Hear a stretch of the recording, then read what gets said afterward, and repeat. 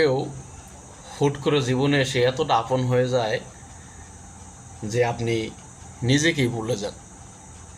আপনার খাওয়া দাওয়া, পছন্দ অপছন্দ, এমনকি রাতের ঘুমটুকু পর্যন্ত তার পূর্ণ নিয়ন্ত্রণে থাকবে। তার সেই নিখুঁত যত্ন আর জাদুকরী কথাগুলো আপনাকে এতটাই আসক্ত করবে যে আপনি নিজের পৃথিবীর সবচেয়ে ভাগ্যবান মানুষ ভাবতে শুরু করবেন। কিন্তু যখন তার উপর পুরোপুরি নির্ভরশীল হয়ে পড়বেন, তখনই শুরু হয় তার বদলে যাওয়া যত্নের জায়গা আর অবহেলার।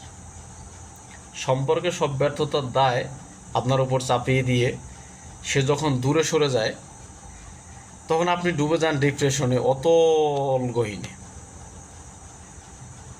শেষে বুঝতে হয় অতিরিক্ত নির্ভরশীলতা সবচেয়ে বড় কষ্টের কারণ।